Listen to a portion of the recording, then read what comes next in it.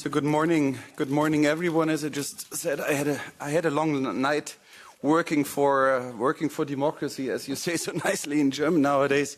So I take the liberty to speak English this morning. It's better for you. It's easier for me. I hope you don't take offense in that. You all have translation today into Spanish, into German. For those who need it, you find your headphones on your seats. Los auriculares están acá. A sus lados. So we start a bit later today because it is obviously a difficult time to start so early in the morning for many of my colleagues. I'm happy that we are all here united today to talk about a very, very special case. First of all, I want to start with Graciela Figueiredo. A warm welcome to you. Nice that you made it here. Emilio Mikulic, also at my side here, and Álvaro Afonso, together with my colleague Hermann Tertsch here from Vox. We will talk today about a topic that has come to my mind, well, we could say months ago, by someone who's also present today here with us. He will take a special note later. Translation is not working, I see. ¿Está bien la traducción? ¿No? No, acá no sale.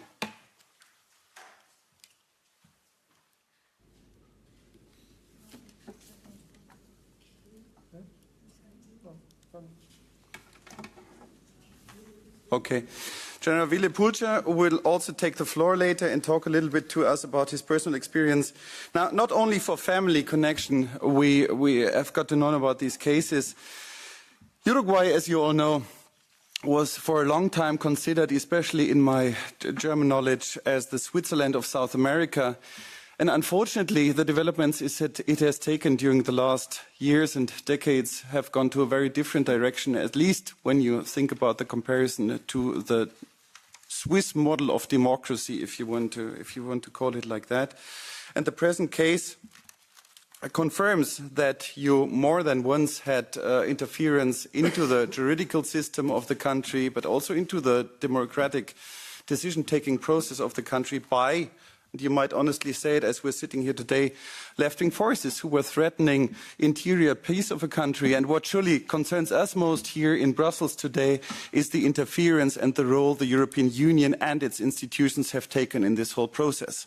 So it was definitely not a development for the better, as you might say in some cases. In Uruguay, it was not the case. In Uruguay, it was definitely a development towards the worse, and also getting away from democratic decisions that had, well, after the difficult interior phase you had up to the 1980s, that were meant to bring peace to your country.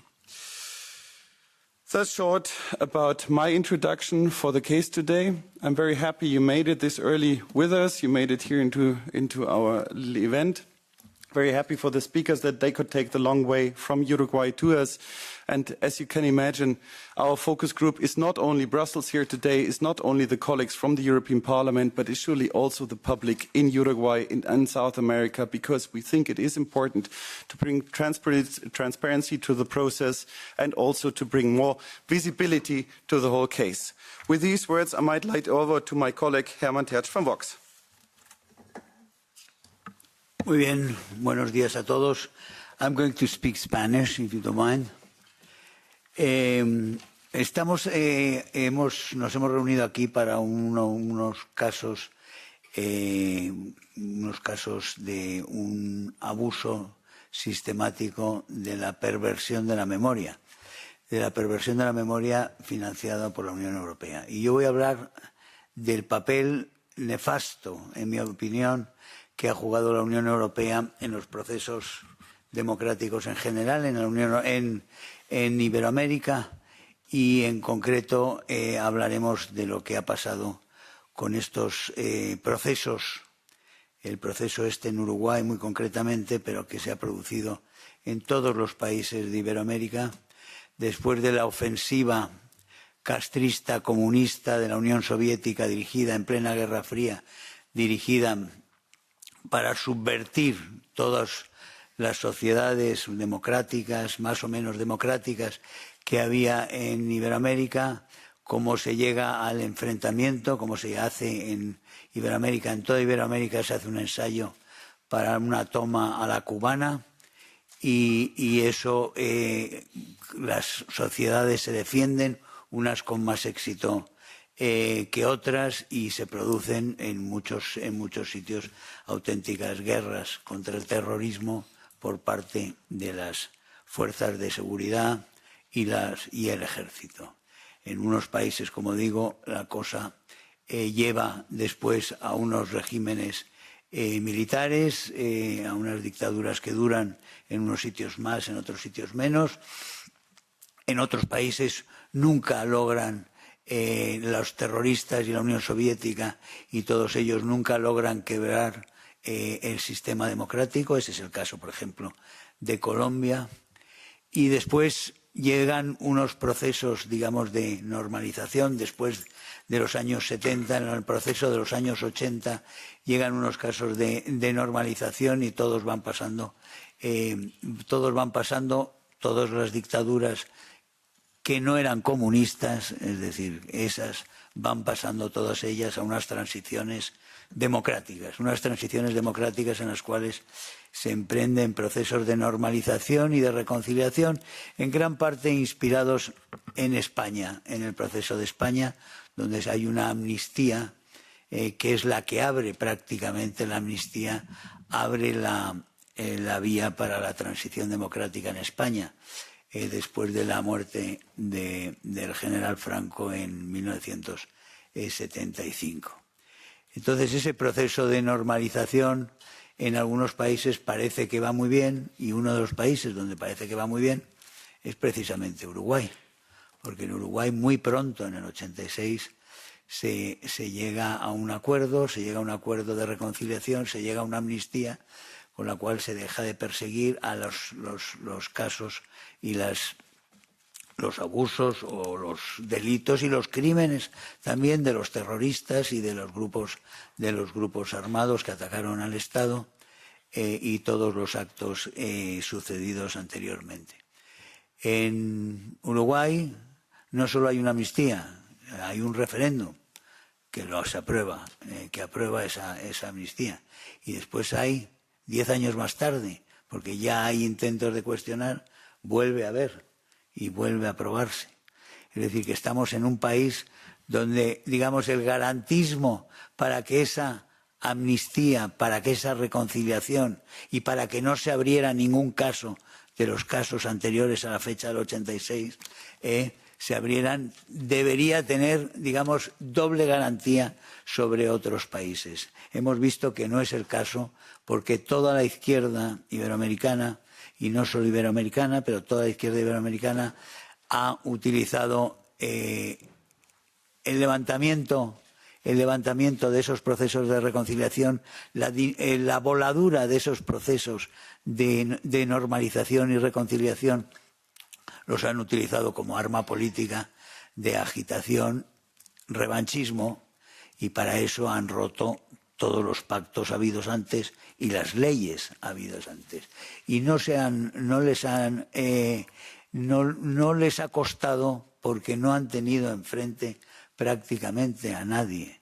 Y eso es lo terrorífico, que aquellas fuerzas que realmente deberían haber defendido las leyes y deberían haber defendido los procesos que estaban ya confirmados, que se pudieran romper y que pudiera entrar esta oleada de revanchismo que se utiliza contra las fuerzas de seguridad y contra los militares. Por supuesto, han tenido una ayuda enorme desde Europa. Y no me refiero solo al juez Garzón y a otra serie de gente que ha ganado muchísimo dinero con eso, y otra serie de gente que ha metido muchísimo dinero en eso, en estos procesos de revancha, porque en eso se jugaban mucho. Ahí se ha logrado que aquellos países que habían aguantado y que habían vuelto a una democracia, de repente tenían una izquierda que se elevaba a una superioridad moral respecto a todos los demás y que iba a dictar las condiciones. Lo que nos lleva en Colombia, por ejemplo, a esos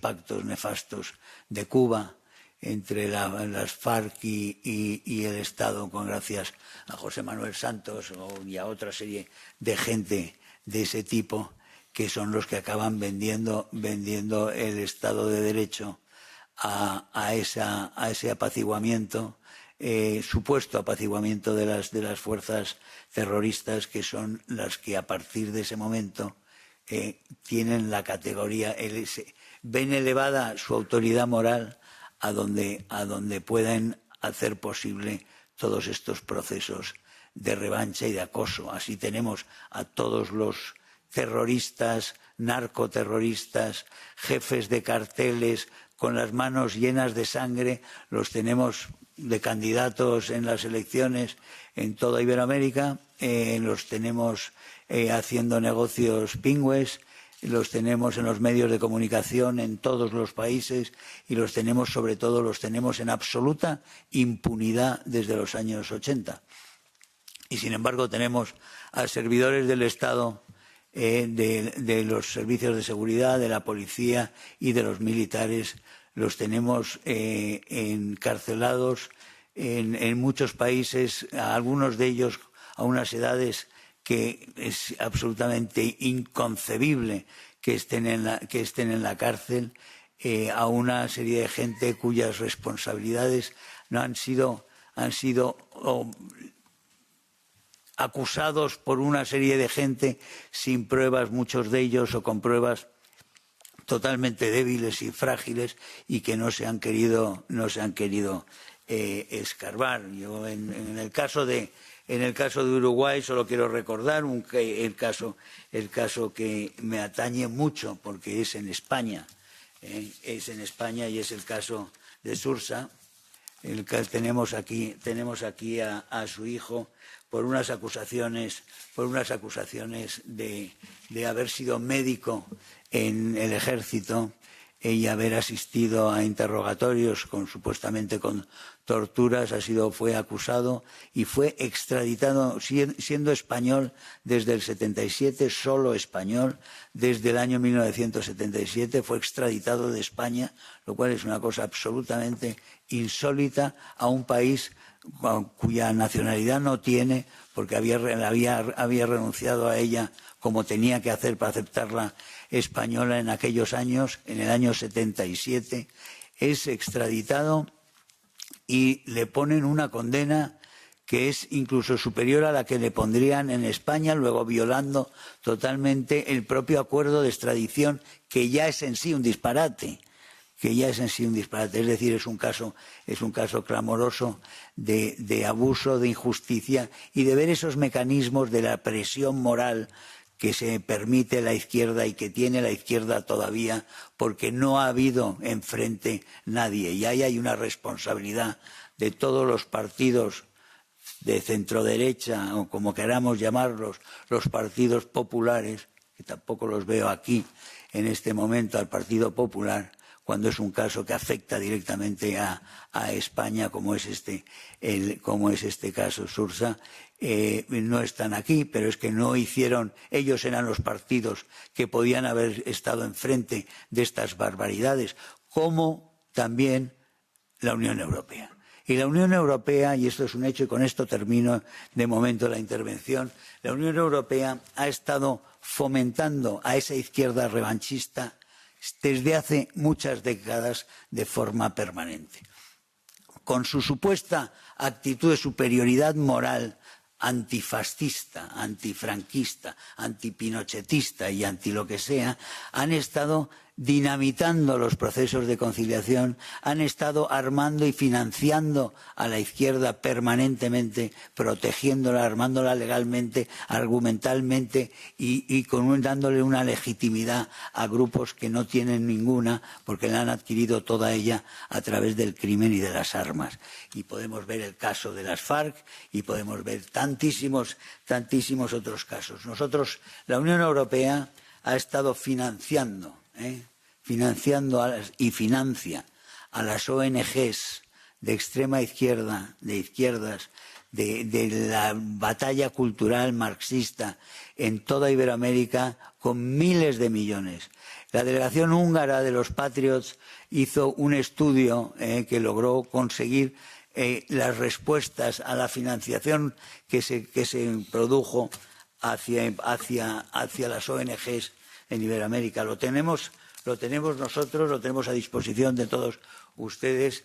Es un chorreo permanente de millones y millones de euros que van invariablemente a organizaciones de la izquierda, a medios de comunicación de la izquierda, a organizaciones ciudadanas de la izquierda y todo tipo de organizaciones, y entre ellas, por supuesto, también este tipo de organizaciones que lo que predican es la revancha y la persecución de las fuerzas de seguridad, diciendo que están luchando contra la dictadura, hablando de lo de la justicia universal, todo el inmenso negocio de los supuestos 30.000 desaparecidos argentinos, todo el supuesto negocio, el negocio real, perdón, los desaparecidos, las cifras son todas mentira, pero el negocio es real, el negocio del señor Garzón y el negocio de todos ellos, de toda la industria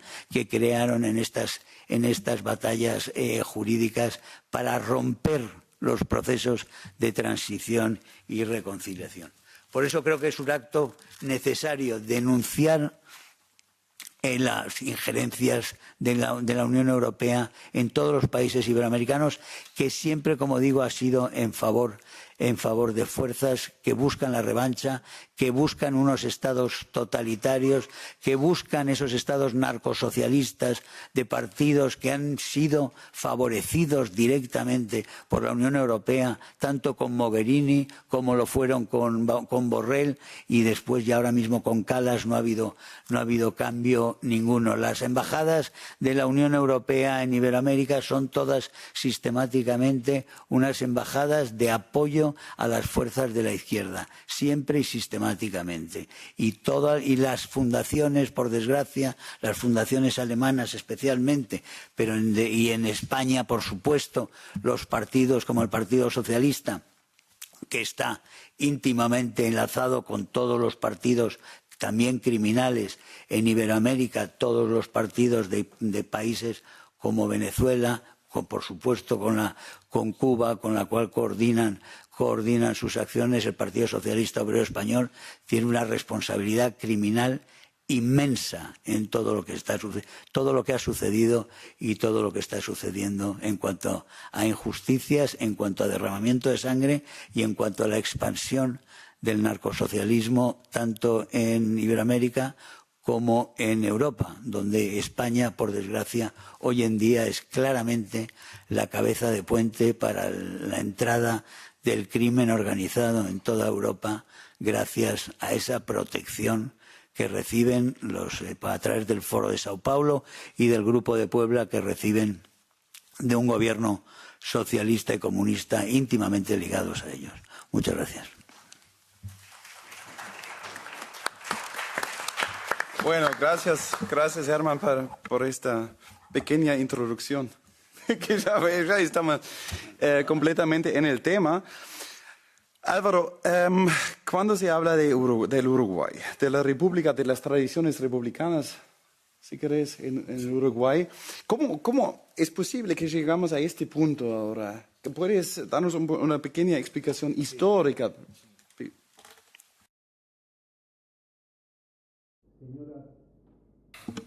Señoras y señores miembros del Parlamento Europeo,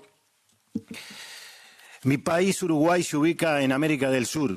Limita al norte y el este con Brasil, al oeste con Argentina y al sur lo baña la quinta cuenca de agua más grande del mundo, el Río de la Plata. Uruguay, entre Argentina y Brasil, ocupa un lugar privilegiado desde el punto de vista geopolítico en el Atlántico Sur.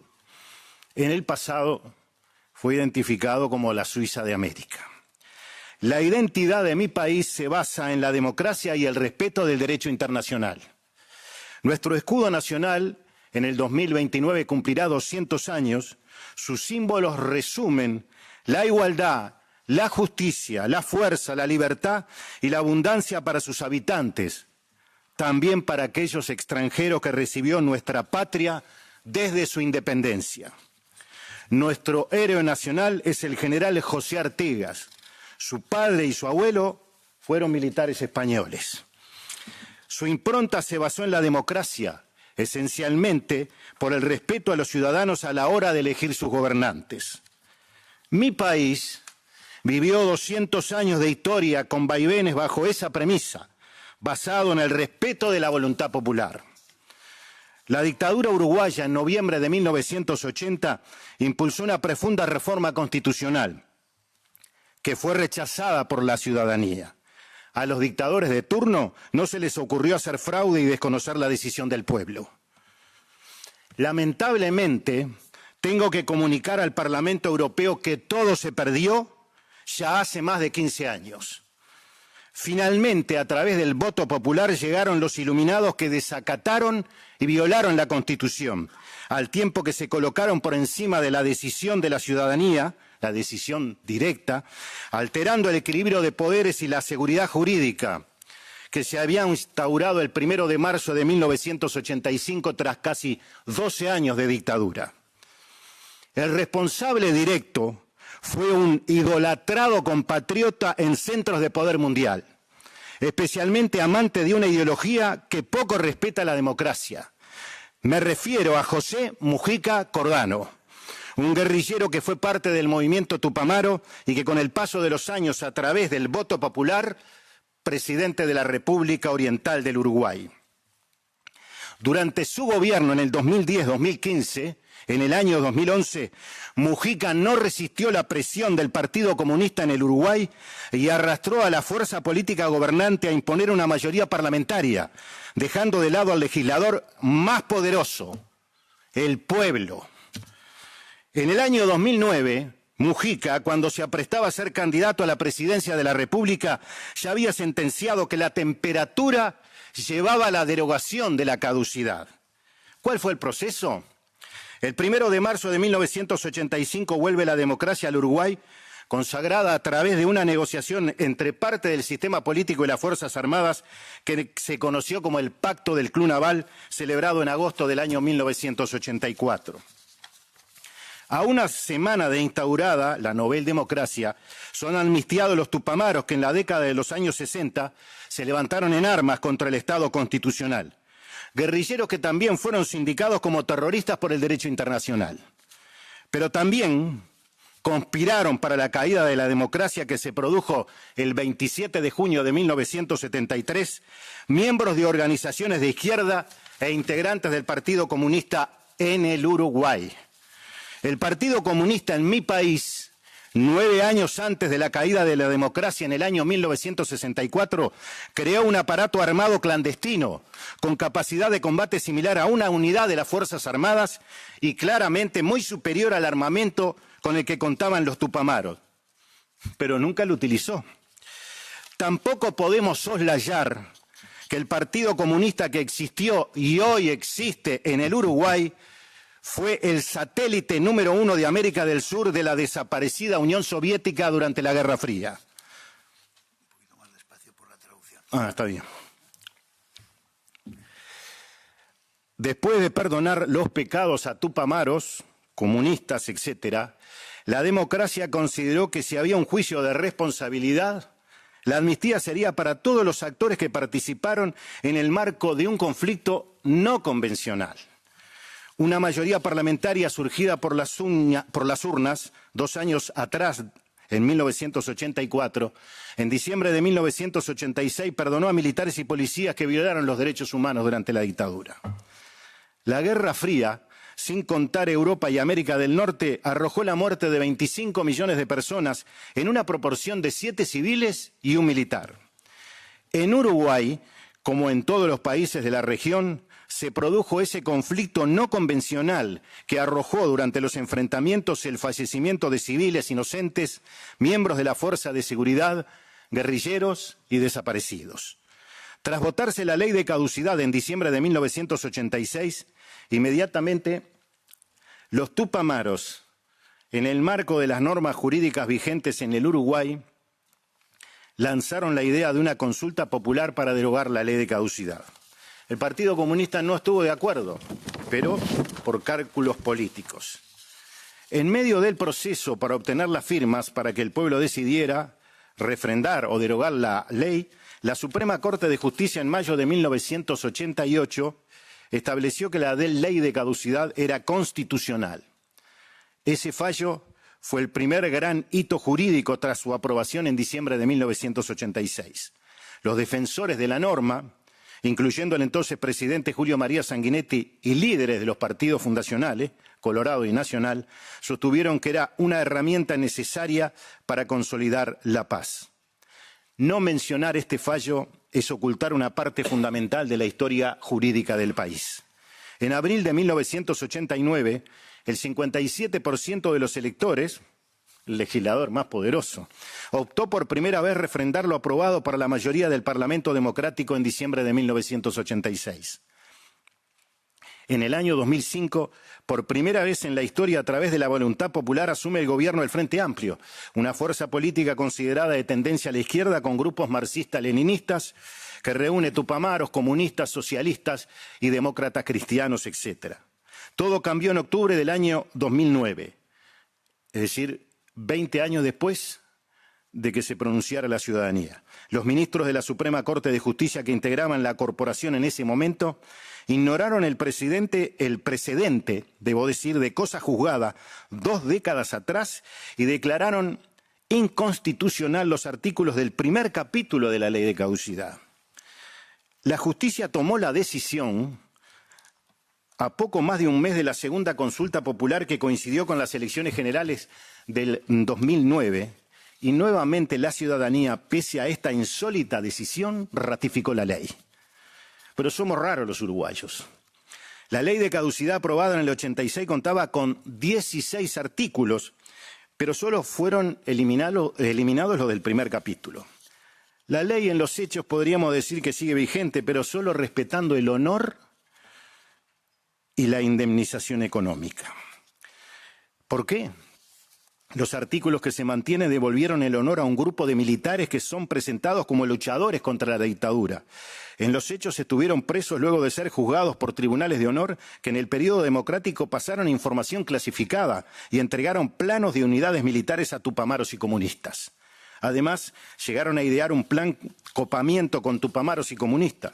El objetivo era que en caso de que en las elecciones libres de noviembre de 1971 accediera al poder el Frente Amplio y fuera bloqueado su acceso al gobierno, provocarían directamente un enfrentamiento contra las Fuerzas Armadas en la disputa por el poder. El Frente Amplio obtuvo el 18% de los votos. Este grupo de militares fueron indemnizados y ascendidos a generales por la democracia, recibiendo el retiro mensualmente. Pero llegamos al 2011. Cuando se vota una ley que deja sin efecto algunos artículos de la caducidad, con los votos del Frente Amplio, que se amparó en un ejercicio de autoritarismo legislativo, colocándose por encima de la decisión directa de la ciudadanía, alterando el equilibrio de poderes y la seguridad jurídica que se había instaurado el 1 de marzo de 1985. Los letrados, sin ideología, saben bien que no se puede revertir una decisión popular en las urnas con una mayoría parlamentaria simple. La legitimidad de la justicia descansa en que ningún poder del Estado puede pasar por encima del cuerpo electoral. Iremos más allá. Un golpe de Estado no solo se identifica con la toma del poder por la fuerza, sino como el quiebre de las reglas fundamentales que sostienen la seguridad jurídica de una república. En el 2018, con el aval de todos los partidos, se creó una Fiscalía de Lesa Humanidad. El fiscal a cargo procede sin pruebas, procesa por convicción, inventa historias que tilda de contexto histórico con medias verdades para terminar con el procesamiento de militares y policías que están presos con edades de 70 a más de 90 años. Este individuo ya es un peligro institucional andante. Es familiar de un miembro de la guerrilla que estuvo preso durante la dictadura. Meses atrás, este fiscal uruguayo agregó una faceta política. Participa directamente como orador en actos públicos organizados por los denunciantes de los militares. En realidad, a mí me gustaría debatir con el fiscal Ricardo Percivale, porque el debate no va a ser sobre aspectos jurídicos, sino sobre sus novelas y sus medias verdades. En el año 2015, la Cruz Roja Internacional, a través de un documento con el rótulo de secreto, recomendó al gobierno que se votara una ley de prisión domiciliaria para presos mayores de 70 años. El Frente Amplio hizo caso omiso a la sugerencia. Algo muy particular, a través de más de una docena de leyes por hechos ocurridos por lo menos hace 50 años, luego de los procesamientos de militares y policías, se han generado indemnizaciones, pago de jubilaciones y pensiones a los guerrilleros y miembros de las organizaciones de izquierda, pero también a sus familiares luego del fallecimiento de su titular. Algo así como la revolución por la jubilación.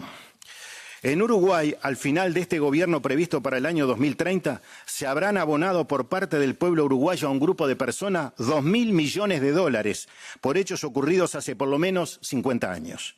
También reciben estos beneficios algunos guerrilleros que cometieron delitos de sangre, asesinando a civiles, policías y militares. Un informe de los organismos de Contralor del Estado uruguayo... Álvaro, perdón. Sí. ¿Se habla de cuánta plata exactamente? 2.000 millones de dólares. 2.000 millones de dólares. En un país de 3 millones de habitantes. ¿Y de cuántos casos en total? Y estamos hablando que las leyes más importantes que se votaron en los gobiernos del Frente Amplio, la que más cuestan a su bolsillo para la ciudadanía, son 3 leyes y hoy están cobrando 2.906 personas. Pero hay un decreto del doctor Tabaré Vázquez, que no fue eliminado por el gobierno anterior del presidente Lacalle Pou, que permite que cobren sus familiares luego del fallecimiento del titular. Yo pienso que es importante hablar de todo eso, porque al final se trata de una pregunta económica, ¿no? Sí. Se trata, como siempre, de plata. Vamos al otro lado. Del otro lado, a las víctimas de la guerrilla, que fueron militares, policías y civiles, se les ha abonado indemnizaciones por única vez por 10 millones de dólares.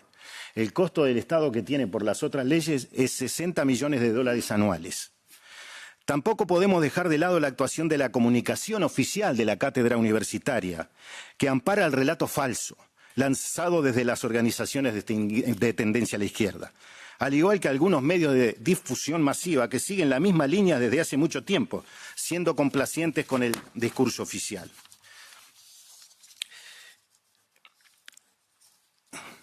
Ustedes preguntarán si creo en la justicia de mi país. Debería. Debo creer porque de lo contrario faltaría una de las principales sostenes de una democracia. Entonces, ¿quién no puede entender que un familiar de un desaparecido busque incansablemente los restos de un ser querido? Pero como ciudadano común, no entiendo algunos fallos de la justicia. ¿Puedo creer cuando un general del ejército fue procesado y murió en prisión por un comentario que no se sabe de quién y otro repitió una frase que nunca se probó? Al cabezón se le fue la mano.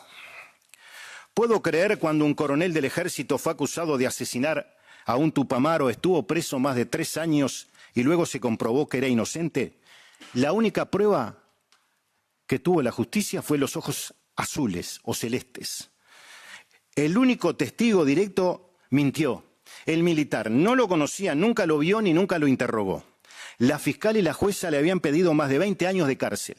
Un tribunal de apelaciones con letrados de experiencia avaló este disparate. Resultado final, ¿saben cuál es el resultado final? La fiscal y la jueza fueron ascendidas.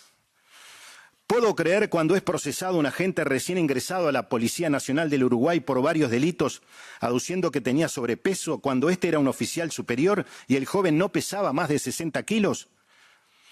¿Puedo creer en la justicia cuando un joven practicante de medicina que era civil, no militar, que desde el año 1977 es ciudadano español, haya sido extraditado de España a Uruguay por un capricho del fiscal uruguayo? Hay más casos, unos cuantos más. Quiero dejar algo muy claro, más que claro.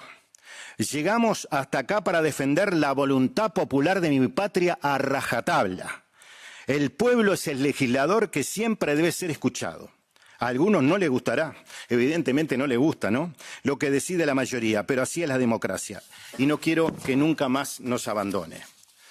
No estoy acá para denunciar lo que pasa en mi país sobre una corporación concreta, que es la que hoy está sensiblemente afectada, tanto los presos como sus familias. Estaré siempre peleando por el respeto de las decisiones del cuerpo electoral, sin importar corporación, organización o colectivo social, que tenga el mismo trato del caso que hoy estamos citando aquí en el Parlamento Europeo.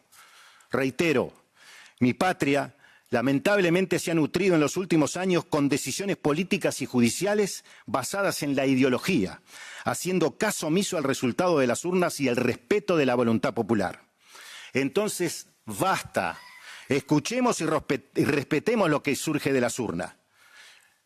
No olviden los iluminados que llevan adelante estos procesos contrarios a la decisión de los electores hace más de una década, que cuando desconocen el voto ciudadano es una traición a la democracia. Muchas gracias.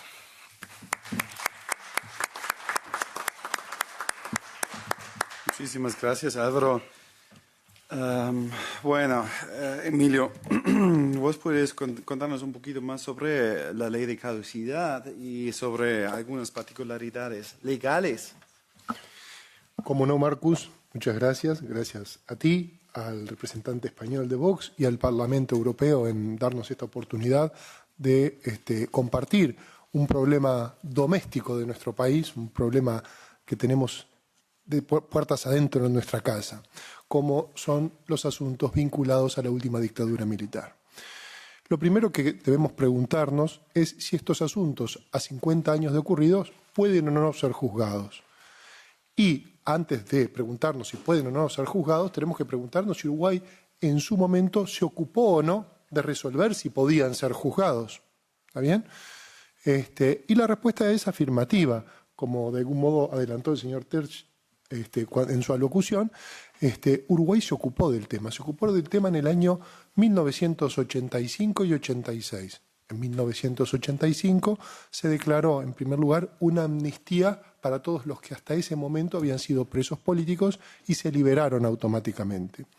Para los militares y policías que habían actuado durante el gobierno de facto, la situación fue un poquito más complicada y más discutida, al punto que se resolvió recién en diciembre del año 1986, a través de una ley de caducidad. Una ley de caducidad que se le puso el nombre de caducidad, pero que no era otra cosa diferente a una amnistía. La caducidad, como la prescripción, son institutos de derecho que tienden a crear o extinguir determinados derechos y situaciones jurídicas puntuales. El legislador, cuando recurre a la caducidad, cuando quiere resolver un tema y erradicarlo, decir, ok, ocurre esto, por el transcurso del tiempo o por tal situación, no se puede discutir más y extingue cualquier efecto que al respecto se pueda dar. En ese sentido, en relación a los militares, se sancionó la famosa ley, el número es 15.848, donde se declaraba la caducidad de todos esos hechos.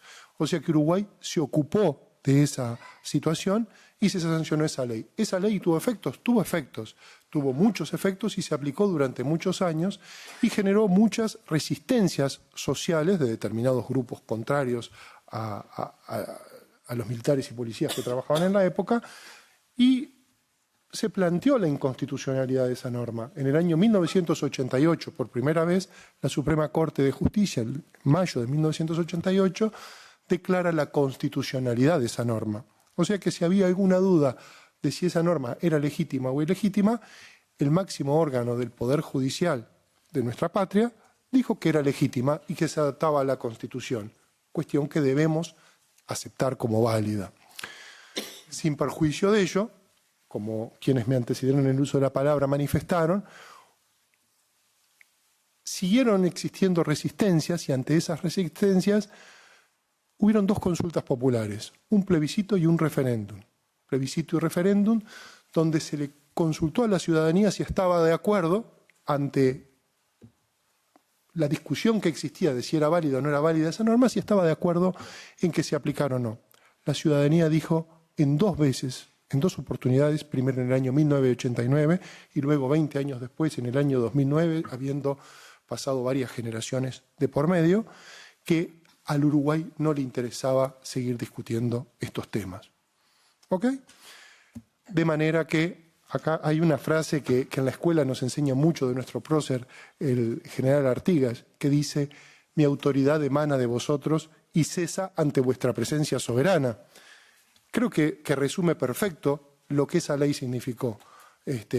Una manifestación popular de absoluta legitimidad. Ok, el tema podemos decir que hasta ahí estaba absoluta y claramente resuelto, sin ningún tipo de inconvenientes. ¿Qué sucede luego? Luego empezaron a transcurrir los años y desde el año, desde la década del 2000, con los cambios de gobierno, coincidentemente con gobiernos de izquierda, casual o causalmente con gobiernos de izquierda, empezó a haber un cambio de paradigma, quizás por una cuestión obvia que, desde mi punto de vista, es una opinión personal, y es que esto fue promesa electoral, el seguir investigando estos hechos y el averiguar y el juzgar y demás. Existía la ley de caducidad y había un obstáculo infranqueable. Lo dejaron de lado y se comenzó a hablar de la prescripción. Cuando asume incluso determinado gobierno, se derogaron todos los actos que habían incluido a los hechos investigados en la ley de caducidad, diciendo que el Poder Ejecutivo, la justicia podía investigar esos hechos porque no habían prescripto, porque estábamos en un plazo de prescripción. Ya se dejó de usar de lado la caducidad y se empieza a utilizar otro concepto que es el de la prescripción, que también extingue derechos, pero que lo hace en forma general y abstracta para todos los delitos. Así fue que luego de la sanción, en el año 2006 Uruguay sanciona la ley 18.026 que crea los delitos de lesa humanidad, pero esa ley es posterior y no se podía aplicar porque obviamente no se puede aplicar en forma retroactiva. A la vez, Uruguay comenzó a suscribir determinados convenios y pactos internacionales que hacían referencia a la investigación de estos hechos y a la necesidad no solo de investigación, sino de castigo. Pero todos con una particularidad. Uruguay los incorpora a la legislación y tienen efectos hacia el futuro y nunca hacia el pasado. Uruguay ilegítimamente comenzó a utilizar esos instrumentos internacionales, obviando la caducidad y aplicando una imprescriptibilidad ilegítima de los hechos que estaba investigando. Es así que llega a la actualidad sosteniendo que, en función de un artículo de la Constitución que dice que todos los derechos inherentes a la personalidad humana y que se derivan de la forma republicana de gobierno, aunque no exista reglamentación, se deben reconocer, utiliza la imprescriptibilidad en forma perjudicial, ilegal y contraria a derecho. Inclusive hay una característica de Uruguay y es que no condena a personas por crímenes de lesa humanidad, sino que lo hace por delitos comunes, por delitos de homicidio, de lesiones graves, abuso de autoridad, privación de libertad. Son delitos comunes que tienen un régimen prescripcional común que es relativamente corto y al amparo del cual ningún delito se pudo haber juzgado, el más grave de ellos, que prescribiría a los 20 años con un aumento de 1/3 en función de la gravedad a los 26 años, nunca se pudo haber investigado más allá del año 2011. Utiliza el delito que existía en la época en que presuntamente se cometieron y aplican la imprescriptibilidad de los organismos internacionales. Lo que hacen es un verdadero híbrido, juntando lo peor de los mundos para castigar.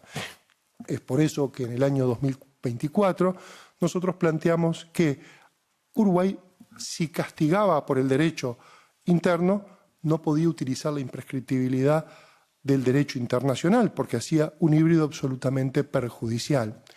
Encontramos en ese momento que nuestra Constitución, en el artículo 239, expresa en forma expresa, dispone que en los casos de los crímenes de jus cogens o derecho internacional, tiene jurisdicción originaria para entender en ellos la Suprema Corte de Justicia y no los tribunales de la justicia penal ordinaria. Entonces nosotros sostuvimos en su momento que estos eran delitos comunes, si es que existía algún delito, primero que estaban caducos, pero si se querían castigar estaban prescriptos, y si se utilizaba la imprescriptibilidad, debía ser la Suprema Corte de Justicia la que debía entender en los asuntos y no los juzgados de la justicia penal ordinaria, por lo que también se estaría, y se vulneró a nuestro juicio, un sagrado principio del derecho como lo es el del juez natural, el juez que el propio sistema y la organización jurídica dispone para que resuelva esa determinada situación. Lo cierto es que pasaron 50 años y que han habido diversas soluciones jurídicas que no se respetaron y que de igual modo se juzgaron a las personas, ¿verdad? Lo peor de la situación es que más allá de eso no se cuentan con elementos probatorios, o sea, no se cuentan con ningún elemento que en forma inequívoca pueda determinar, más allá de toda duda razonable, que tal o cual persona cometió los delitos por los que están privados de libertad en el día de hoy. Gracias, Marcus. Creo que de algún modo... Ya está, Emilio. Okay. No sé, espero haber sido claro. Gracias. Emilio, una pregunta al final de tu pequeña presentación acá. ¿De cuántos casos? Yo entiendo perfectamente este carácter híbrido de todo eso, de toda esta construcción jurídica, pero ¿de cuántos casos estoy hablando? ¿Cuántos casos del lado de los Tupamaros hay o había en el pasado y cuántos casos militares hay al otro lado? En el caso de los Tupamaros, no tengo idea cuántos existieron porque yo nací en el año 75. Evidentemente, ni siquiera viví la problemática. Eso es claro, pero estoy hablando de casos en las Cortes, ¿no? En las Cortes, no, en las Cortes de Tupamaros no hay absolutamente nada porque la amnistía se respetó. Entonces, por ese lado sí se respetó. No, solo se juzga a los militares y policías. Primero Entonces no hay ni un caso de los Tupamaros donde se aplicó todo eso. Primero, en primer lugar, cuando se comenzaron a juzgar estos hechos, se trataba de juzgar a personas que no fueran policías y militares porque entendían que no estaban amarcados por la ley de caducidad.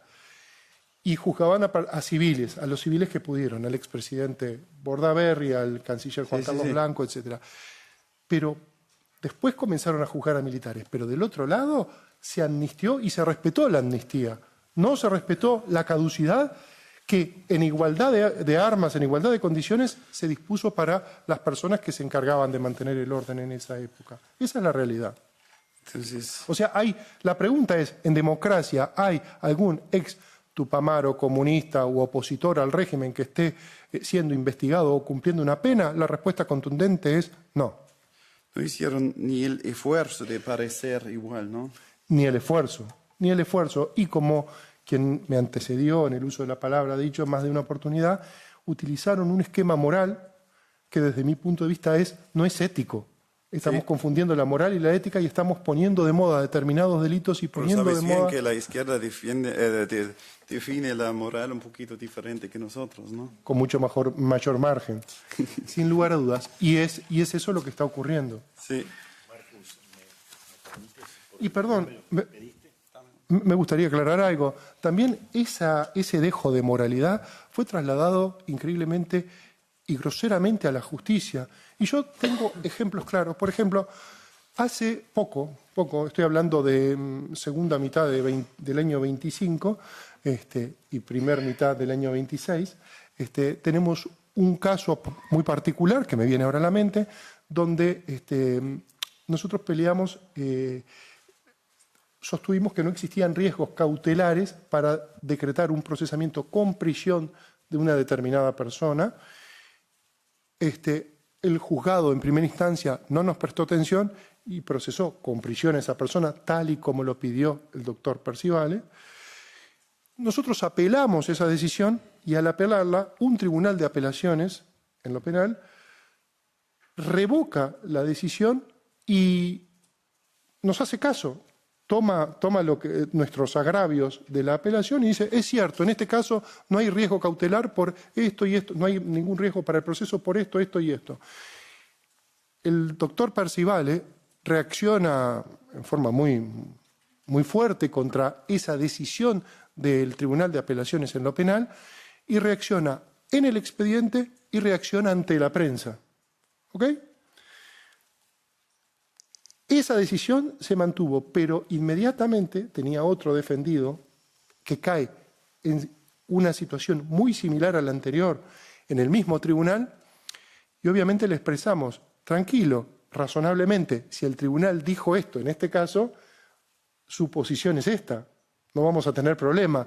Muy probablemente decrete en este caso también lo que se peleaba era la prisión domiciliaria. El tribunal, luego de las expresiones de Percivale en el expediente y sobre todo en la prensa, mantuvo la posición de Percivale borrando con el codo todo lo que escribió con la mano en el anterior caso.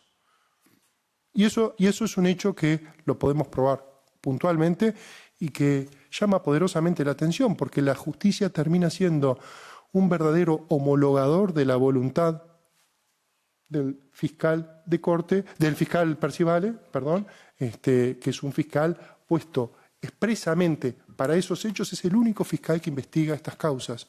Nosotros eso también lo cuestionamos y fuimos ignorados, pero ese fiscal es una fiscalía que se crea en el año 2017 para hechos abarcados.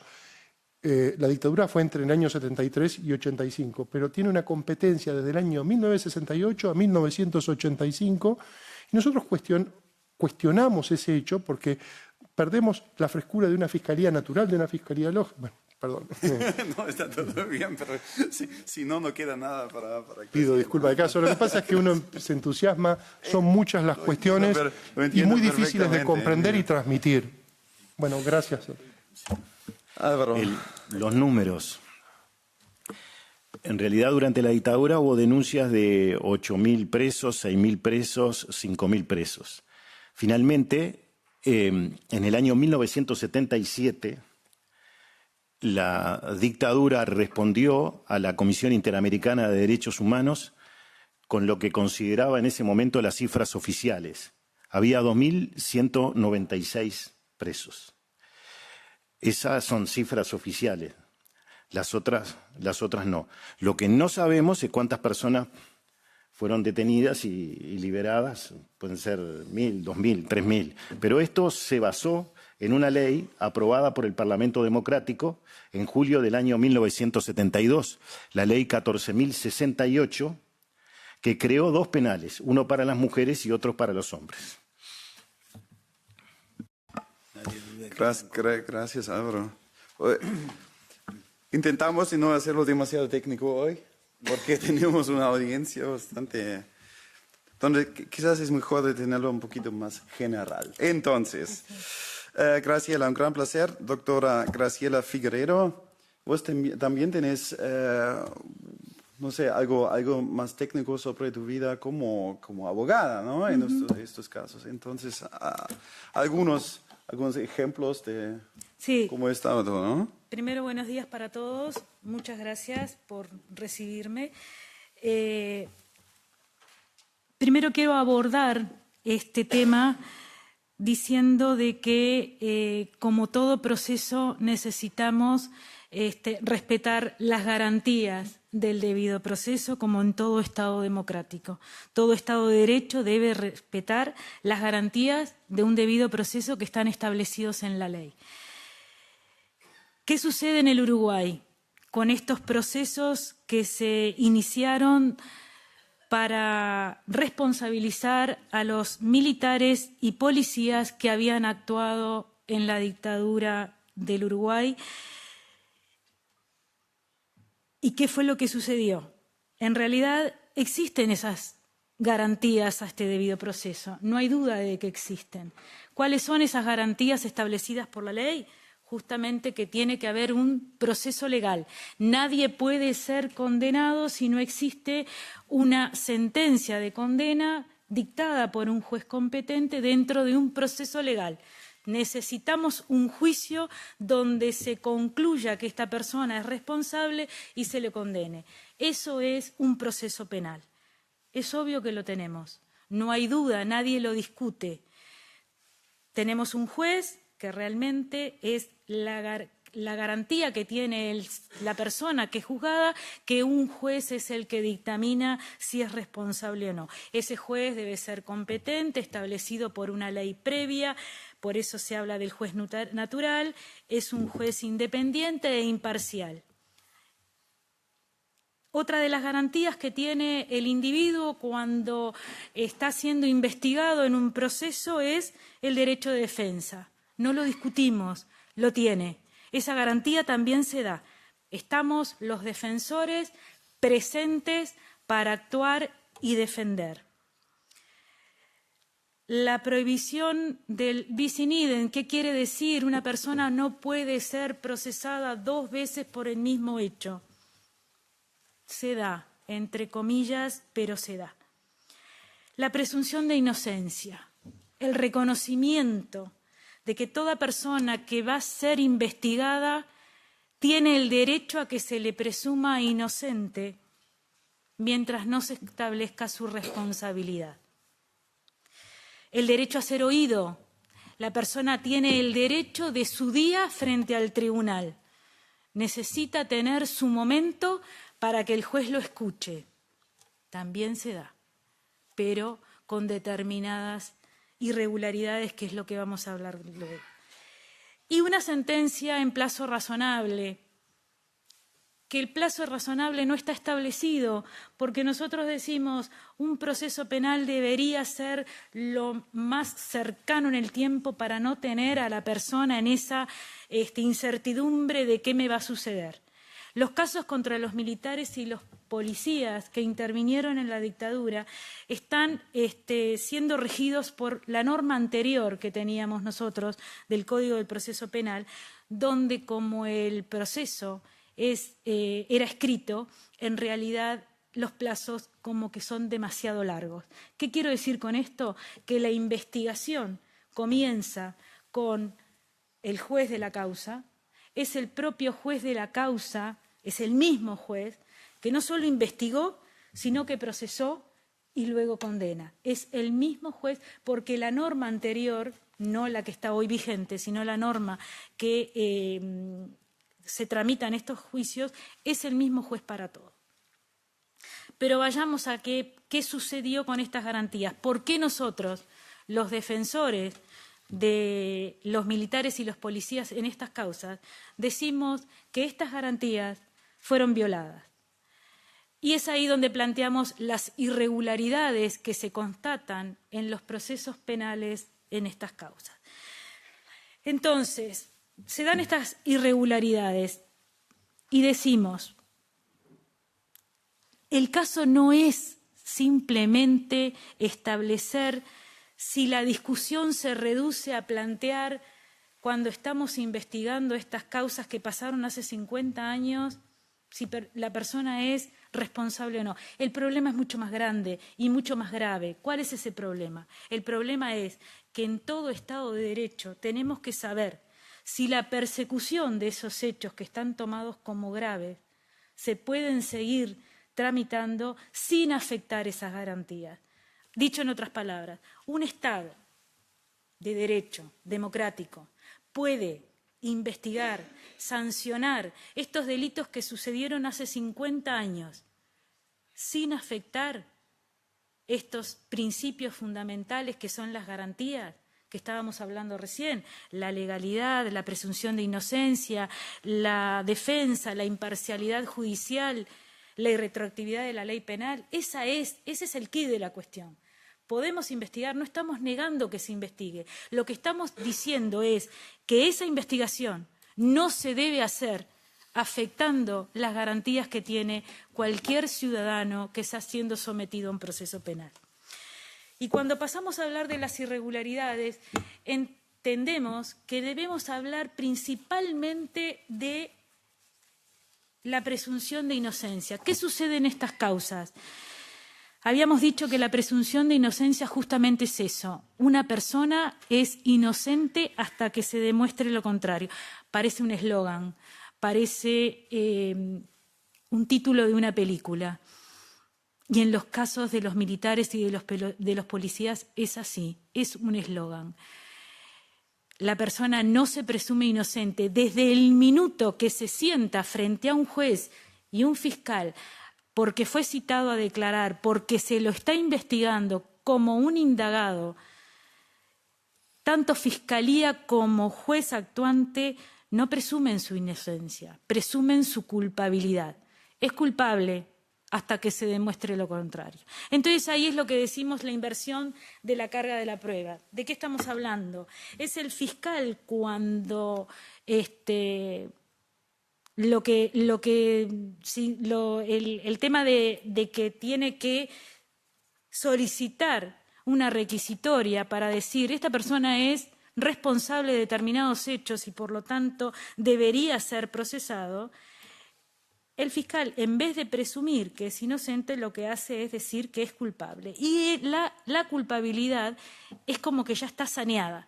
¿Qué hay que hacer? Es la defensa la que se tiene que encargar de demostrar con prueba que es inocente, lo que es imposible.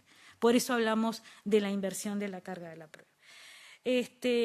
Cuando nosotros decimos el derecho a ser oído, es cierto, se da, nadie se lo niega. La persona, tanto el militar como el policía que está siendo investigado, una vez que se sienta frente a un juez, tiene todo el derecho de hablar, de declarar y de decir su verdad. ¿Qué sucede en estos casos? No importa. No importa lo que se diga, no importa lo que se demuestre. La versión, como dicen en los juzgados, de lo que establecen en sus declaraciones los militares, es totalmente cuestionable, porque los militares mienten, porque los militares callan, porque los militares se defienden o se protegen entre ellos, por eso es ese silencio en el cual se están basando todas las responsabilidades. Entonces, aparte de la irregularidad de la presunción de inocencia, la siguiente irregularidad que nosotros vemos en todas estas causas es la prueba. Se está procesando sin prueba. Y no es que digamos se está procesando sin prueba suficiente. Directamente no existe prueba. No hay una prueba concreta que diga este señor que fue militar en aquella época, que estuvo en determinado lugar, cometió determinado hecho, no hay prueba para ello. La única prueba que para nosotros no puede considerarse prueba es los dichos del denunciante o de los testigos que se presentan, que son testigos que estuvieron detenidos en aquella época con el denunciante. Entonces, esa prueba del testimonio es una prueba que para tanto Fiscalía como para jueces es una prueba válida, única, potente, muy fuerte, necesaria, que no necesita cuestionamiento. Entonces ahí es cuando nosotros, los defensores, nos sentimos como que realmente, ¿qué estamos haciendo aquí? Parece que fuéramos floreros establecidos en un lugar determinado de un juicio sin derecho a nada. Más allá que es cierto que los podemos interrogar, pero ya está armado, ya se supo desde un inicio. Por eso decía hoy que la investigación cuando comienza con el juez, comienza desde muchísimo tiempo. Vamos a hacer un ejemplo. Hay una denuncia que comienza en el 2011, por ejemplo, ¿sí? Entonces, comienza toda la investigación de juez, fiscal, con el denunciante, con los testigos, con las supuestas pruebas que se puedan ir armando para llegar a una investigación, hasta que llega el punto que dicen, de todo esto que hemos recolectado, llego a la conclusión de que el señor Juan Pérez tiene que ser indagado porque puede llegar a ser culpable de esta situación. Entonces ahí es cuando, después que pasó una cantidad, no de meses, de años, se cita a este señor Juan Pérez. Y es ahí cuando nosotros como defensa tenemos parte en el juicio. Pero todo lo anterior que sucedió desde el 2011 hasta que este señor fue citado, como no somos defensa, no pudimos controlar esa prueba. Es cierto que tenemos la posibilidad, una vez que comenzamos a actuar, decir, bueno, señores, yo no estuve presente en las instancias anteriores, quiero volver a interrogar. ¿De qué sirve, por favor, si ya se instaló en la sociedad, en el juez y en el fiscal, esa memoria colectiva de todos los que estuvieron en aquella época para decir esto es así y no hay forma de tirarlo para atrás ni de decir realmente las cosas no fueron así? Entonces, más allá de esto que estoy diciendo, lo que tenemos que tener en cuenta es que realmente cuando hablamos del tema de la prueba, en toda prueba, en todo juicio hay un estándar probatorio. Tenemos que decir que la prueba, para que el juez la tenga en cuenta, para llegar a una decisión, esa prueba tiene que ser suficiente, necesaria, contundente, que no nos diga hay dudas. Si hay dudas, la duda es a favor del reo. Si hay dudas, no podemos, señores, procesar a nadie. Sin embargo, ¿qué está sucediendo en Uruguay? Está sucediendo que aunque haya duda, no importa. Hay que procesar a un militar o a un policía como dé lugar. Nada interesa, porque para la justicia lo que importa es que se llegue a la conclusión de que alguien tiene que ser responsable de esto. Entonces ahí pasamos a ¿responsable de qué? Responsable, para ser responsable de algo en penal, no solo tiene que haber pruebas, sino que tenemos que establecer una conducta real de la persona, ya sea en acción u omisión. Si usted es culpable es porque hizo esto o no lo hizo y debería haberlo hecho. Acá no existe. Entonces decimos, ¿dónde está la prueba suficiente que se tiene que tener en cuenta para procesar a una persona? ¿Dónde está la conducta específica? Debemos contestarnos o nos deben responder preguntas esenciales. ¿Quién lo hizo? ¿Cómo lo hizo? ¿Dónde lo hizo? ¿Cuándo lo hizo? Nada de eso está establecido. Acá lo que importa es que hay un denunciante o de testigos que supuestamente fueron detenidos en aquella época y relatan una situación particular, y lo que hay es a otra persona del lado de enfrente donde se le dice usted es culpable y usted tiene que responder. Pero nadie hasta ahora ha dicho en su denuncia o como testigo, bueno, yo quiero responsabilizar a Juan Pérez porque Juan Pérez fue el que me torturó. No lo dicen. Solamente es cuando se le pregunta, ¿los responsables? Dicen los responsables. No los vimos, no sabemos, pero sabíamos que estaban. Entonces ahí hay una situación en la cual se dice, bueno, vamos a investigar a todos los que estaban en tal cuartel, en tal año y en tal fecha. Es así como ha sucedido y eso tendría muchísimo más para hablar, pero sé que el tiempo apremia.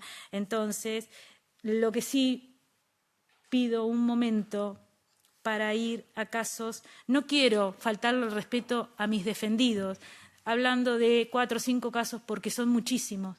Tenemos 100 causas.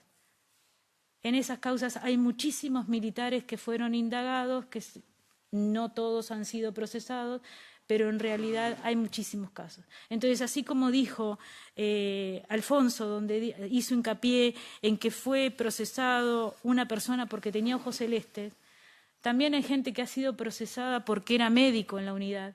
Hay gente que ha sido procesada porque cumplía una función. Y eso estamos hablando de lo que es responsabilidad objetiva. Y en el derecho penal la responsabilidad tiene que ser subjetiva. Podría decir muchísima cosa más, pero como el tiempo apremia, tengo que quedar por aquí. Y agradezco muchísimo. Y lo único que puedo decir más es, ustedes preguntarán por qué estoy acá. Estoy acá para que se me escuche. Estoy acá para que se me preste atención. Estamos acá para que se sepa lo que está sucediendo, para que la comunidad internacional sepa lo que está sucediendo en Uruguay. Mire que todo lo que planteamos acá, lo planteamos en Uruguay y no hemos tenido ningún tipo de eco. Al contrario, lo que se dice es, la defensa lo que hace es poner obstáculos para que los militares no vayan presos. Bueno, les agradezco muchísimo. Gracias, Christine. Hermann, ich komme gleich sofort zu dir. Du hast gleich den Hauptpart hier. Verletzung grundsätzlicher rechtsstaatlicher Prinzipien. Revanchismus. Der Fall Uruguay. Aber auch andere Fälle in Südamerika. Der globale Kampf des Linken, des Woken, des stalinistischen, maoistischen, des ranzigen alten Linken gegen den, wie du es auch immer nennen willst, konservativen Aufbruch, gegen die Reform. Ist Uruguay du kannst auf Spanisch antworten, natürlich bitte, ein isoliertes Beispiel oder wie ordnest du den Fall Uruguay ein mit deinem grundsätzlichen Verständnis, den du von der gesamten Iberosphäre ja hast? Nein, das war kein Einzelfall, pero yo sigo en español. No es un caso aislado, por supuesto que no es un caso aislado. Uruguay es un caso modelo, prácticamente modelo. Lo que choca en Uruguay es que durante tantísimo tiempo se logró, y quizá esa es una de las conquistas perversas de Mújica, del terrorista Mújica, que logró convencer al mundo prácticamente que él era una especie de santo varón y que la bondad era la bondad infinita, y desde luego toda la izquierda española y también europea ha aplaudido y ha promovido esa imagen de Mújica. Pero además eso parecía el modelo ese de la Suiza uruguaya frente a los casos, digamos, rudos, toscos de Argentina y de Chile, pues parecía serlo. El caso se está produciendo en todas partes. En toda Iberoamérica se está favoreciendo y se ha estado favoreciendo porque no ha habido resistencia a ello y porque las fuerzas, como digo, las fuerzas que se han llamado conservadoras o que se han llamado como hayan querido, realmente no han actuado contra ese tsunami de la arrogancia moral, de esa superioridad moral alimentada desde Occidente y desde Estados Unidos, también, por supuesto, crecientemente en Estados Unidos por el Partido Demócrata y por organismos, decenas de organismos norteamericanos, fundaciones norteamericanas y europeas que han estado fomentando ese aluvión de poder de guerra cultural en la cual han llevado a la izquierda a tener una supuesta autoridad moral y superioridad moral frente a todos los demás.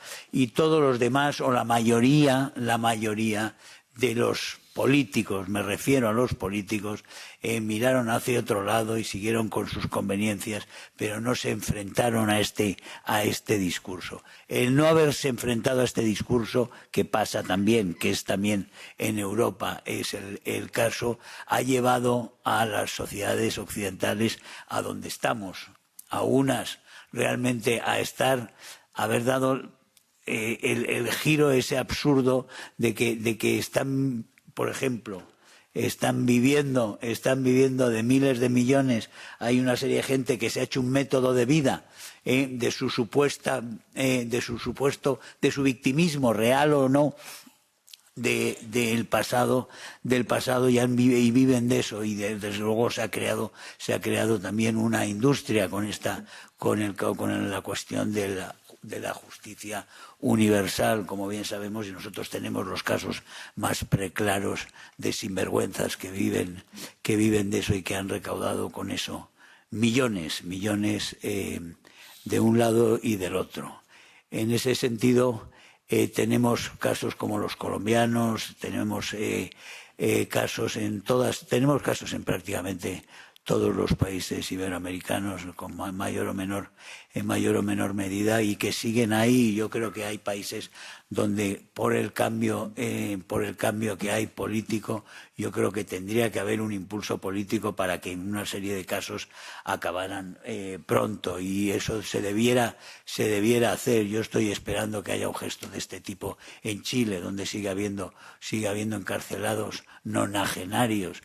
Son cosas absolutamente inauditas que simplemente por una cuestión ya de piedad, independientemente de los cargos que tengan y de las pruebas que posiblemente pudiera haber en algún caso, independientemente de eso, tendrían que estar en sus casas esperando la muerte allí. Pero ahora sobre todo tenemos que hacer una batalla común. Yo creo que ahora lo que han hecho militares de 12 países iberoamericanos que se han unido en esta unión patriótica hispanoamericana, yo creo que ese es un paso importante, porque ahí vemos, ellos han actuado, llevan 50 años actuando juntos para estas operaciones. Han contado con todo el dinero del mundo, con el dinero público de los europeos, con el dinero de Soros, con el dinero del Partido Demócrata, del USAID. Todos ellos han estado financiando a organizaciones que se han dedicado precisamente a esto, al acoso, a la intimidación, porque eso es lo que alimenta la superioridad moral de la izquierda en la política en Iberoamérica y en Europa, por supuesto. Y en Europa, por supuesto, también.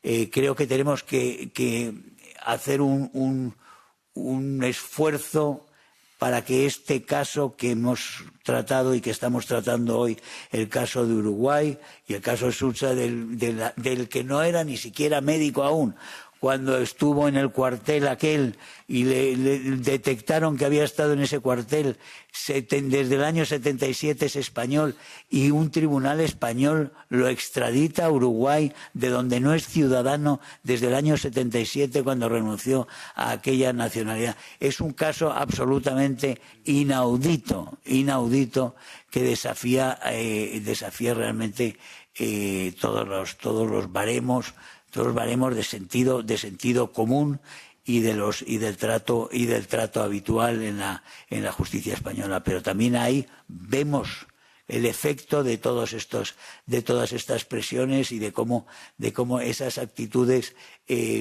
que por molicie en muchos casos, muchos de estas decisiones no son tomadas por militancia ideológica, como otras sí. O sea, estamos viendo el caso de Alexander de Moraes en Brasil, que es un caso claro del abuso de un tirano en toga. Pero otros casos no, otros casos es molicie.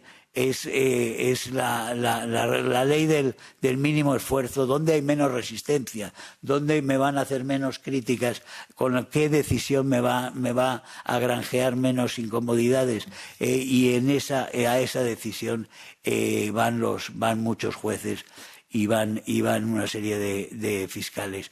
En ese sentido, yo creo que tenemos que hacer un esfuerzo para toda Iberoamérica, que tenemos que coger los casos concretos también y hacerlos públicos y dejar claro que lo que se está haciendo es metiendo en la cárcel a gente sin pruebas, así de claro, que se están metiendo a la gente con puras acusaciones cuyas razones muchas veces pueden ser cualquier tipo de pasión baja o de medro directo por parte de los acusadores.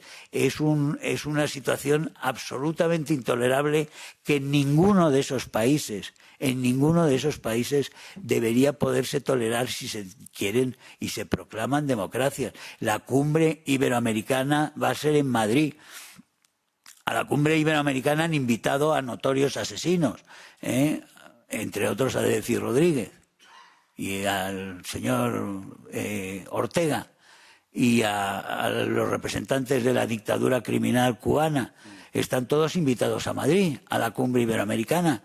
y son países y todos ellos van a ir allí, todos los representantes de las democracias van a ir allí a sentarse con ellos mientras tienen a unos militares en la cárcel, que están allí simplemente por unas acusaciones que no tienen pruebas, que en su mayoría no tienen pruebas. Eso es absolutamente intolerable y yo creo que de cara a esta cumbre iberoamericana que nosotros vamos a hacer, ya lo digo hoy, vamos a hacer todo lo posible. Pues espero que Delfi ya no esté en octubre en el puesto que le ha puesto Trump para desarmar algo el tinglado de los asesinos de Maduro y su entorno. Pero si está todavía, nosotros haremos lo posible porque no Delfi no pise España y porque, por supuesto, Ortega y la dirección de la dictadura cubana, el Díaz-Canel y compañía, no pisen España. Pero también tenemos que hacer algo para recordar precisamente que también los demócratas supuestamente impecables están cometiendo unos atropellos brutales contra su propia ciudadanía, como es, en este caso, coger a muchos servidores del Estado que sirvieron en las circunstancias más dramáticas y dolorosas y peligrosas y se jugaron la vida y perdieron la vida de muchísimos de sus compañeros en una lucha contra unas organizaciones criminales financiadas desde la Unión Soviética y desde Cuba, y que contra ese enemigo, que era un enemigo que venía a destruir el país para hacer otra Cuba, y dejarlo ese país como está Cuba ahora, que frente a eso se jugaron la vida, muchos la perdieron. Y aquellos que sobrevivieron no puede ser que a los 80 y 90 años estén cumpliendo una condena por unas acusaciones que les han puesto. Es un crimen. Lo que está sucediendo en Uruguay es un auténtico crimen contra estos militares y estos policías. Y lo que está sucediendo en Colombia es otro crimen. Y todos aquellos que permanecen hoy con 80 o 90 años en las cárceles, sea en Chile, sea en Argentina, sea en Uruguay, sea en Colombia, sea en donde sea, es un auténtico crimen. Muchas gracias. Bueno, hay que reconquistar también el Estado de Derecho en varios países al final, ¿no? Porque se trata exactamente de eso. Bueno, nosotros acá en Bruselas tenemos también un rol, eso es de poner transparencia en el financiamiento de la Unión Europea, de la Comisión Europea, en la dirección de todo el proceso, de las víctimas, de las supuestas víctimas y todo eso. Pero Álvaro, una pregunta para vos en 2 minutos, por favor, bastante corto. ¿Cuál es el rol de las fundaciones políticas, por ejemplo, de Alemania en todo eso? Sí. Todavía no hablamos de eso. Es una buena pregunta. No es directamente algo para nosotros acá en Bruselas, pero por lo menos para mis colegas en Berlín, ¿no? Hay un informe sobre ese tema que menciona Alemania, digamos que estaba favoreciendo todo este trabajo que se ha llevado adelante. Hay una fundación en Uruguay que hoy, supuestamente, porque nunca hay una información veraz, está... digamos, el dinero lo pone la Central Obrera, el PIT-CNT en Uruguay, que depende directamente del Partido Comunista. Digamos, su presidente es comunista y además es miembro del partido. Incluso ha sido candidato para llegar al Parlamento. ¿Y quién lo financia? Seguramente los demócratas cristianos alemanes. Eso es, exactamente así es eso. Que puedes estar un poquito más preciso. Seguro. Quizás. Lo llamativo de esto es que son organizaciones internacionales que todo el mundo puede pensar que son de tendencia a la derecha o a la centro derecha. Sin embargo, están financiando estos procesos. Y como decimos en Uruguay, los abogados, cuando se presentan en un juzgado, están pateando contra el clavo. porque saben que hoy, en este caso, militares, policías e incluso civiles que son citados al juzgado ya saben que van a ser procesados. Es así. 100%, no hay Cecilio, posibilidad de por nada. favor. Por favor. Exacto, que 100%.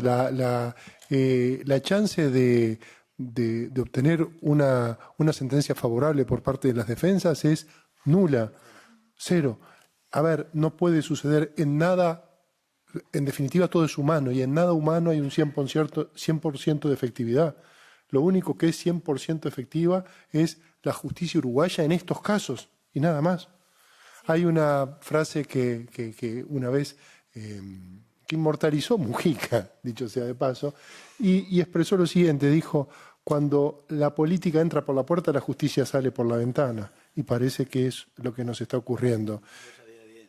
Se está condenando sin prueba de absolutamente nada. Emilio, ya hablamos de eso, pero hay una cosa en Alemania hay muchas cosas que no entiendo más, pero una cosa es también el romanticismo sobre Mujica, ¿no? No sé si existe algo parecido en España también, pero el romanticismo... Terrorífico.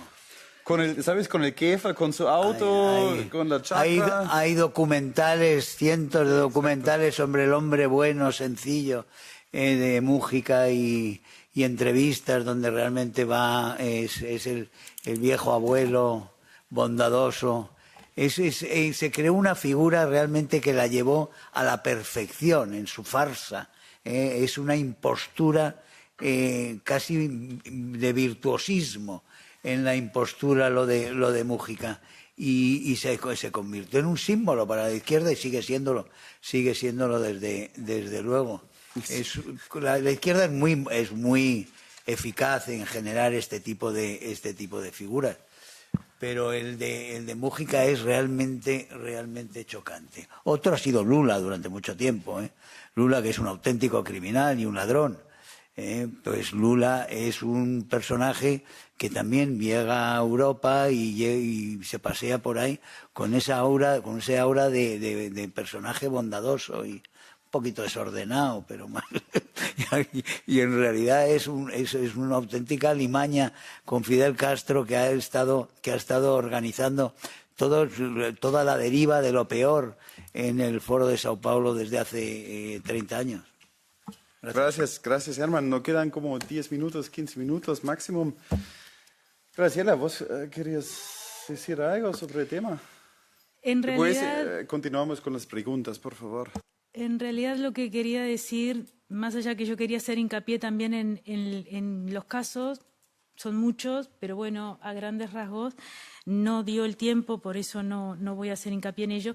Pero sí lo que quiero decir, sobre todo con respecto a lo que decía Alfonso, de que vamos a los juzgados y ya sabemos que está todo perdido. Entonces siempre me pregunto, y hago la pregunta a todo el mundo, ¿soy tan incompetente que no me sale una bien? Porque si nosotros, cuando estuvimos estudiando en facultad, nos poníamos a plantear, sobre todo en la materia de derecho penal, ¿no? A la pregunta es, bueno, ¿cómo se procesa? ¿Qué hay que hacer? ¿Cómo se investiga? Y se llegara a contestar lo que está sucediendo en los juicios, estamos todos aplazados, porque no es lo que nos enseña la norma. La norma nos dice, una persona tiene que ser juzgada y se tiene que probar que ese hecho lo cometió para ser responsabilizado.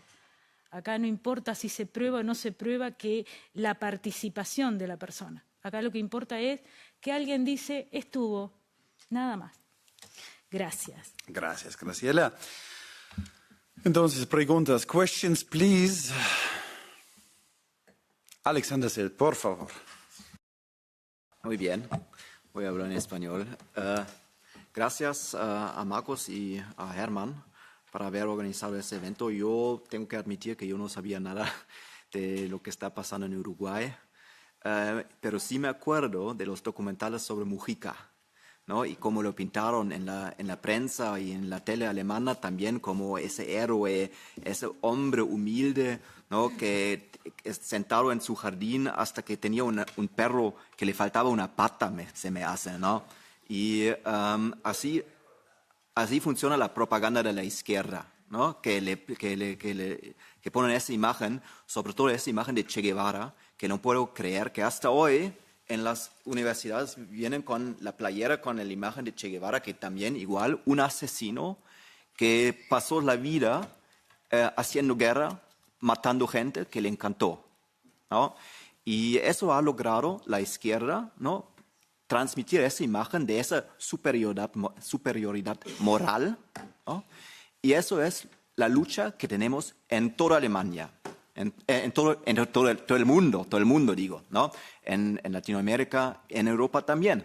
Porque esta gente que estaba fascinada con Cuba y con la revolución y con la Unión Soviética, ahora está gobernando el país, nuestro país, y está hasta gobernando la Unión Europea, ¿no? Y lo que antes era la Unión Soviética financiando estos movimientos en Latinoamérica, ahora es la Unión Europea. Eso es la realidad. Entonces yo quisiera saber de cuánto dinero se trata que está mandando la Unión Europea para allá, para este movimiento o para influir en la política de Uruguay, y luego cómo se le parece a nuestros guests de Uruguay, cómo le podemos ayudar a ustedes, ¿no? En esta lucha que tienen en su país. Yo por lo menos hasta ahora no tengo las cifras exactas porque preguntamos recién a la Comisión Europea sobre las cifras, vamos a ver, pero Yo tengo una cosa. ¿tenés unas estimaciones? Yo tengo lo que antes comenté de que había hecho la delegación de Patriots, la delegación húngara, a través del Centro de Derechos Fundamentales, publicaron The Pink Tide of EU Aid. Entonces, esto está en las redes y ahí viene How Brussels Funds, cómo financia Bruselas las ONGs latinoamericanas woke disfrazadas de sociedad civil. Entonces, como elemento de sociedad civil se financia de todo, desde movimiento trans para la transexualidad en el sur de Brasil hasta lo que quieran ustedes, cualquier cosa que encaje en el movimiento woke contra la familia, contra la nación, contra el ejército, en favor de Che Guevara, el recuerdo de Fidel, todo lo que es el proyecto izquierdista de desmantelamiento de los valores occidentales, todo eso lo financia la Unión Europea, con miles y miles de millones que van a Iberoamérica. Y en Iberoamérica son inmensamente activos. Aquí solo basta con hacer una ONG y decir que la ONG se dedica a lo que sea, a cualquier tipo de este tipo de cosas, de, por ejemplo, adoctrinamiento, y ellos lo llamarán formación LGTB en los colegios indígenas en la selva colombiana.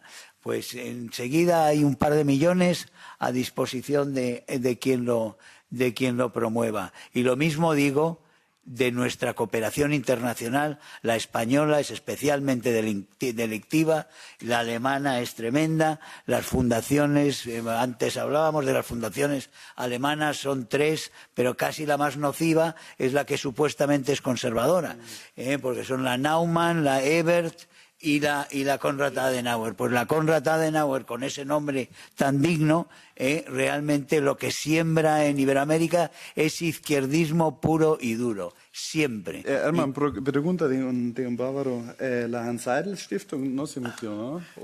Esa suele ser más decente, ahora mismo no lo sé. Ahora mismo no lo sé porque está bastante desaparecida. Estoy seguro que al final también van a aparecer en algún lado. Pero por eso quiero decir que la cantidad de dinero que hay a disposición del mal en Iberoamérica es enorme y en gran parte viene, ahora lo han cortado algo en Estados Unidos, pero venía desde Estados Unidos y desde Europa, desde los Estados nacionales y desde la Unión Europea, que financia siempre todo en la misma dirección. Muchas gracias. Vamos a ver qué van a responder del lado de la Comisión Europea. Pero yo pienso que vos firmaste también la pregunta que planteamos.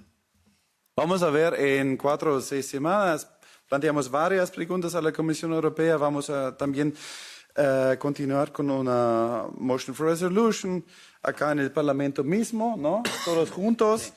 Y quiero una última vez también decir que la carta al presidente Orsi fue firmada por 32 diputados acá del Parlamento Europeo, 35.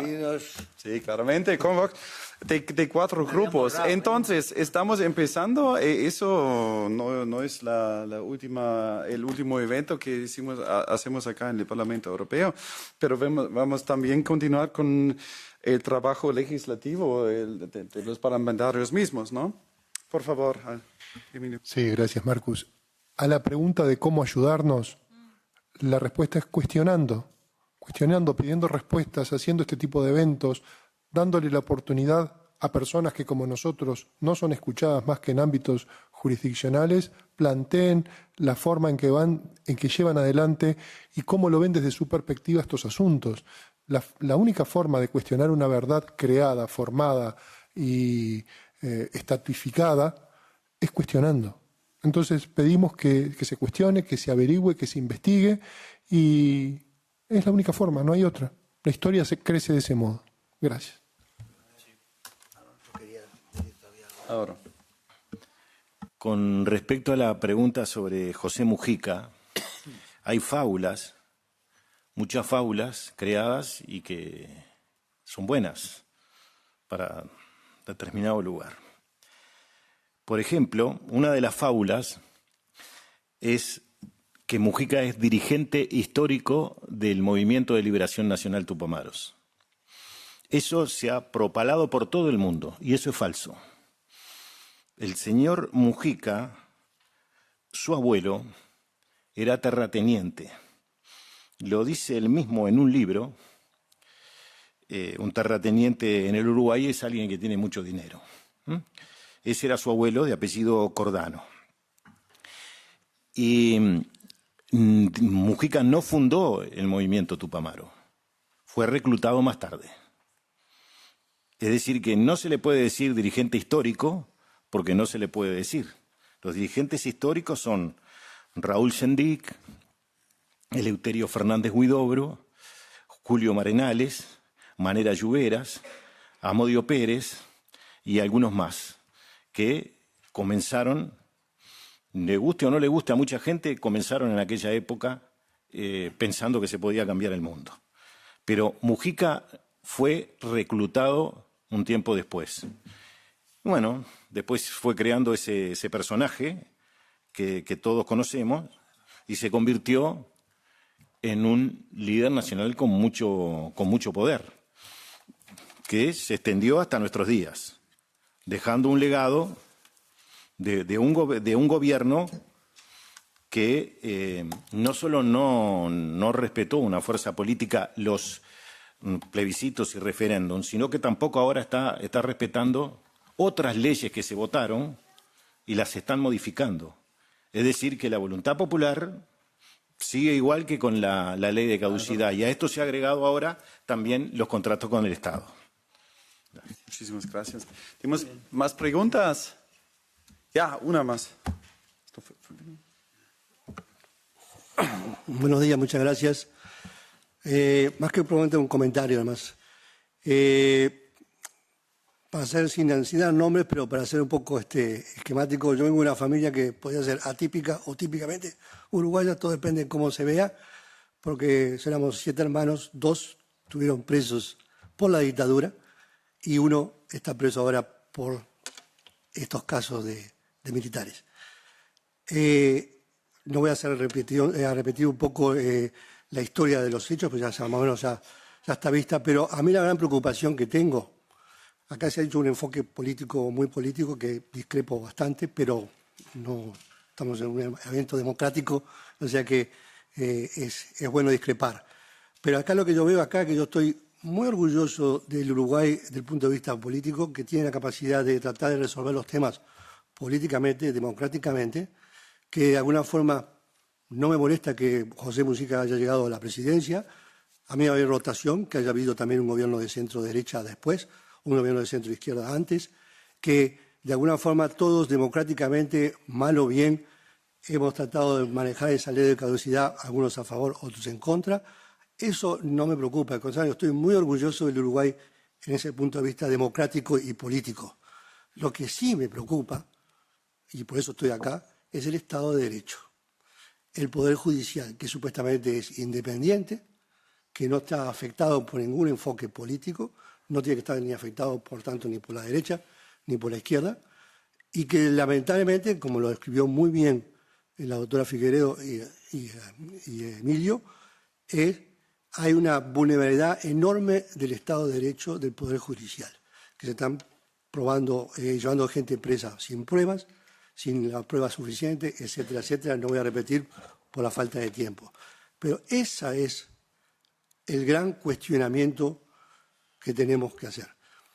No me molesta que sea Mujica un terrorista y haya sido a la presidencia, al contrario, me enorgullece que un pueblo pueda votar con todos sus antecedentes y sigamos en paz. Y no me molesta que después haya venido otro gobierno y que haya prácticamente no corregido cosas que se han hecho en gobiernos anteriores, de derecha. No me molesta. No me molesta si la plata de la Comunidad Europea va para determinadas actividades o no. Lo que sí, porque eso es parte de la democracia, parte del Estado de Derecho. Lo que sí me molesta, y eso hay que debatirlo aquí y fuertemente en Uruguay, es la vulnerabilidad del Estado de Derecho. El Poder Judicial que no está haciendo justicia como realmente debe ser por las argumentaciones que la doctora Figueredo puso. Entonces yo estoy de acuerdo, tengo que manifestar mi discrepancia política en este tema, pero sí dejar quieto que sí estoy de acuerdo que sí se discuta, como en este evento, como en cualquier otro evento, el problema de Uruguay en el Poder Judicial en estos momentos cuando se refiere a los casos de los militares de la dictadura. Muchas gracias.